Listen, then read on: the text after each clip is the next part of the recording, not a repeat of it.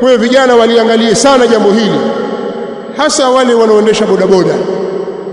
Siku kama hizi kunatokea maafa mengi sana kwa sababu ya watu wachache wasiojitambua. Allah wahifadhi hawa vijana na waongoze kwenye haki. Wengi wao wanatafuta riziki kwa njia kama hizi, lakini baadhi yao wanawachafulia kwa kufanya matukio ya ajabu.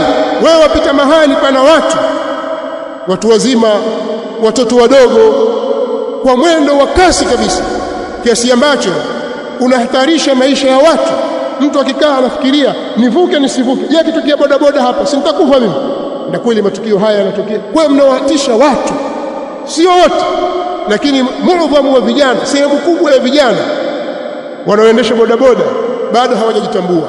Na mimi nataka kukwambia kitu kimoja, ikiwa waendesha pikipiki au gari au chombo chochote cha moto ukakipitisha baina ya watu kwa mwendo usiofaa ambao unahatarisha maisha ya watu, ukiua pale umeua kwa makusudi.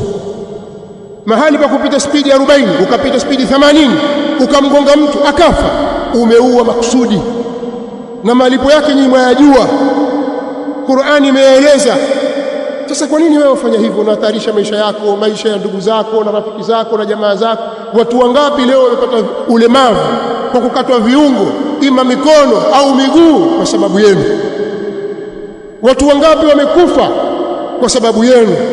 Sasa siku hii ya leo tusiitumie kwa mambo kama haya, tuangalie thamani ya maisha ya watu na uhai wao, na sisi roho zetu pia. Kujiua kwa makusudi ni jambo lisilofaa.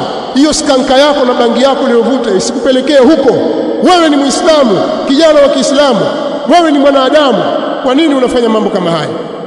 Kwa ndugu zangu Waislamu, nimeona na haya pia niyaseme, kwa sababu kuna watu wana tabia ya kujitoa akili.